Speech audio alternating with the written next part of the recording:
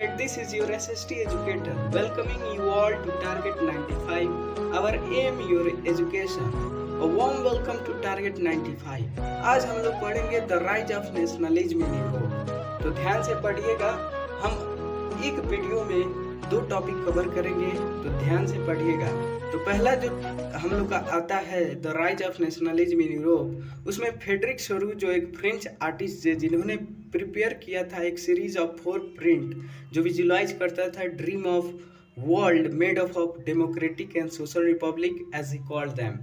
तो अब हम लोग पढ़ते हैं इनके जो सीरीज ऑफ 4 प्रिंट था वो क्या शो कर रहा था। तो द फर्स्ट प्रिंट जो था ना, the first print shows the people of Europe and America, men and women of all ages and social classes marching in a long train and offering homage to statue of liberty. तो जो first print जो था ना वो सोच कर रहा था कि जो लोग थे यूरोप और अमेरिका के, मैन हो गए, वोमेन हो गए, सभी एजेस के, सोशल क्लासेस के, जो मार्च कर रहे थे लॉन्ग ट्रेन में और ऑफरिंग कर रहे थे homage to Statue of Liberty, जो torch of enlightenment she bears in one hand and the charters of rights of man in other hand. तो जो हम लोग बात करें ना, फ्रेंच रिवॉल्यूशन में जो पर्सनिफाइड किया गया लिबर्टी को एज अ फीमेल फिगर, जो रिकॉग्नाइज करता था कि वह जो थी ना वह बियर की थी टॉर्च एक हाथ में और charters of rights of man in other hand. तो in Sorrieu utopian vision the peoples of world are grouped as distinct nation identified by their flags and national costume. अगर यूटोपियन विजन की बात करें तो यूटोपियन विजन क्या होता है? जो हम लोग सोचते हैं ना, जो प्रैक्टिकली पॉसिबल नहीं होता है प्रेजेंट में, उसे यूटोपियन विजन कहते हैं। तो सोरियो का जो यूटोपियन विजन जो था ना, जो पीपल्स थे वर्ल्ड के, वह ग्रुप्ड हुए डिस्टिंक्ट नेशन जो आइडेंटिफाई हो रहे थे अपने फ्लैग्स के द्वारा और नेशनल कॉस्ट्यूम के द्वारा।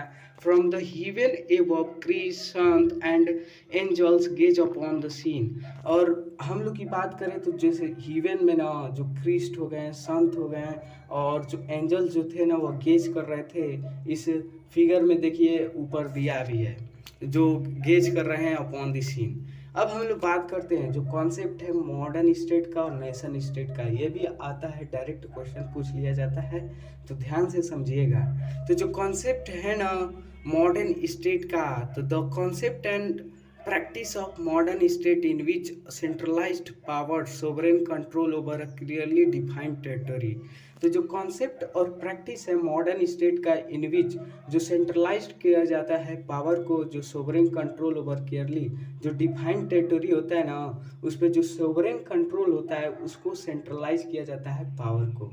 अब नेशन स्टेट की बात करते हैं। तो इन nation state is one in which the majority of its citizens and not only its ruler came to develop a sense of common culture, language, identity, idea, tradition and shared history or descent।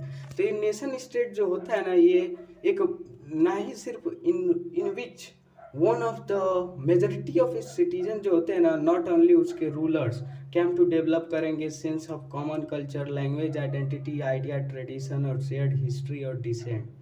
समझ में आया? अब हम लोग बात करते हैं अब दूसरे पेज में देखिए है कि जो अब हम लोग स्टार्ट करते हैं। तो जो फ्रेंच रिवॉल्यूशन और आइडिया ऑफ नेशन जो है ना, तो जो फर्स्ट क्लियर एक्सप्रेशन जो है ना नेशनलिज्म का, वो आया है फ्रेंच रिवॉल्यूशन से। तो अगर हम लोग एमसीक्यू में भी पूछ लिया जाता है कि जो फर्स्ट क्लियर एक्सप्रेशन है नेशनलिज्म का वो कहाँ से आया है, तो फ्रेंच रिवॉल्यूशन इन 1789 से। 1789 में कब आया है, तो 1789 में। अब क्या क्या चेंजेस अकर हुए थे ड्यूरिंग फ्रेंच रिवॉल्यूशन? जो 9th अच्छे से पढ़ा है वो अच्छे से समझता भी होगा। हिस्ट्री अगर कोई 9th अच्छा से पढ़ा है तो अच्छा से समझेगा भाई। तो अब हम लोग बात करते हैं changes occur in during French Revolution. तो जो पावर जो था ट्रांसफॉर्म हुआ from monarchy to common citizen.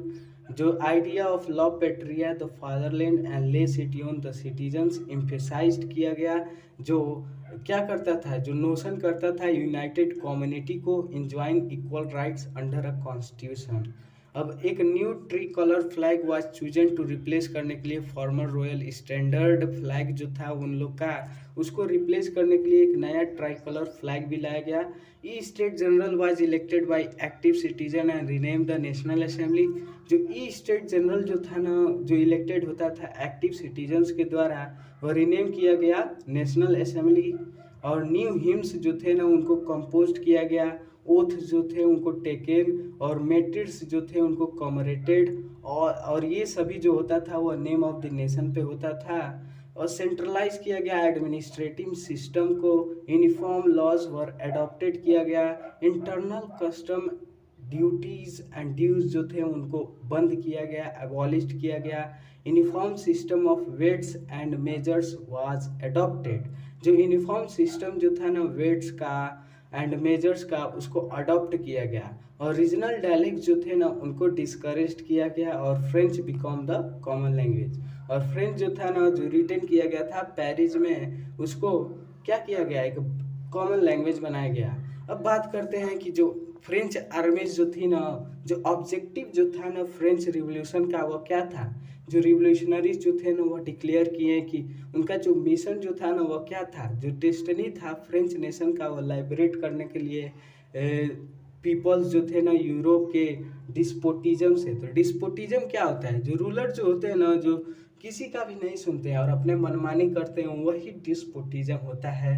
तो उसे ही जो रिवोल्यूशनरी जो थे ना वो डिक्लेयर्ड किए हैं। तो जो ऑब्जेक्टिव है ना फ्रेंच रिवोल्यूशन का यही था, जो हेल्प करते थे अदर्स पीपल का, यूरोप का बिकॉम द नेशंस। अब बात करते हैं जो फ्रेंच जो आर्मीज जो थी ना वो मूव की यूरोप में, जैकोबिन क्लब आप लोग जानते ही हैं। तो जो फ्रेंच आर्मी जो थी ना वह मूव्ड की हॉलैंड में, बेल्जियम में, स्विट्जरलैंड में और मच ऑफ इटली में 1790s में। और जो आउटब्रेक हुआ रिवोल्यूशनरी वार का, तो जो फ्रेंच आर्मी जो थी ना वह क्या की, आइडिया ऑफ नेशनलिज्म को पूरे अब्रॉड लेकर आई। अब बात करते हैं नेपोलियन का और उसके रोल का। तो नेपोलियन जो थे ना वो क्या किए, तो नेपोलियन जो थे ना उनकी बात करें तो वो बहुत सारी चीज़ें की हैं जिनको हम लोग समझेंगे अब। तो नेपोलियन जो थे ना जो इंट्रोड्यूसिंग किए थे, पहले जो रिफॉर्म्स इंट्रोड्यूस कर दिए थे फ्रेंच में, वो अब यूरोप में भी करेंगे। तो through the return of Napoleon had no doubt destroy कर दिए डेमोक्रेसी फ्रेंच का, but in order to make the whole system more rational और इफिशियंट बनाए। जो नेपोलियन थे उनका ये रोल था। अब बात करते हैं, और सिविल कोड भी लाए 1804 में, जिसे हम लोग नेपोलियनिक कोड कहते हैं। ये बहुत ही इम्पॉर्टेंट है, इसे अच्छे से पढ़िएगा क्योंकि ये डायरेक्ट क्वेश्चन बन जाता है। अब बात करते हैं, तो सिविल कोड जो था ना 1804 का, वह क्या था, तो did away with the privilege based on birth. जो प्रिविलेजेस जो बेस्ड ऑन बर्थ पे जो था ना, उसको इस्टेब्लिश किया गया इक्वालिटी बिफोर लॉ, और सिक्योर्ड किया गया राइट टू प्रॉपर्टी। और जैसे इस्टेब्लिश किया गया इक्वालिटी बिफोर लॉ, सिक्योर्ड किया गया राइट टू प्रॉपर्टी। और जो नेपोलियन जो था ना वो सिंप्लीफाइड कर दिया एडमिनिस्ट्रेटिव डिवीजन को, एबॉलिश कर दिया फ्यूडल सिस्टम को, freed peasant from serfdom and manorial dues. Free किया गया पीसेंट्स को सफरडम से और मैन्योरियल ड्यूज से। गिल्ड रेस्ट्रिक्शन जो थे ना वो रिमूव्ड किया गया। ट्रांसपोर्ट और कम्युनिकेशन सिस्टम जो थे उनको इम्प्रूव्ड किया गया। स्टैंडर्डाइज किया गया वेट एंड मेजर को। Common national currency was adopted किया गया। ये सब था जिससे बहुत सारे जो पीसेंट, आर्टिसंस, वर्कर्स और न्यू बिजनेसमैन जो थे ना वो एंजॉय किए न्यू फाउंड फ्रीडम। तो क्या हुआ, जो रिएक्शन जो था ना लोकल पॉपुलेशन का, फ्रेंच रूल जो था वो मिक्स्ड हो गया था। तो इनिशियली बहुत सारे जगहों पे जैसे हॉलैंड हो गया, स्विट्जरलैंड हो गया, as well as certain cities like Brussels, Mainz, Milan, Warsaw, जहाँ पे जो फ्रेंच आर्मी जो थी ना उनका वेलकम किया गया as harbingers of liberty. But initial enthusiasm जो था ना वह सून टर्न हो गया हॉस्टिलिटी में। As turn it became clear the new administrative arrangement did not go hand in hand political freedom. और जो पॉलिटिकल फ्रीडम जो था ना उसको क्या किया गया, वह कॉन्सेंट्रेट हो गया एक वन हैंड में। तो जो इसका जो ड्रॉबैक था सिविल कोड का वह क्या था, तो सिविल कोड का बहुत सारे ड्रॉबैक हैं जिनको हम लोग पढ़ेंगे अब। तो जैसे लैक हो गया पॉलिटिकल फ्रीडम का, क्योंकि जो पॉलिटिकल फ्रीडम जो था ना वो कॉन्सेंट्रेट होकर एक हैंड में चला गया, जिसकी वजह से जो बहुत सारे लैक ऑफ पॉलिटिकल फ्रीडम की वजह से इंक्रीज्ड टैक्सेशन जो नेपोलियन पहले जो बहुत ही अच्छा लोग जो थे उससे बहुत ही खुश थे, वह अब एक बहुत सारे प्रॉब्लम का जड़ बन गया था।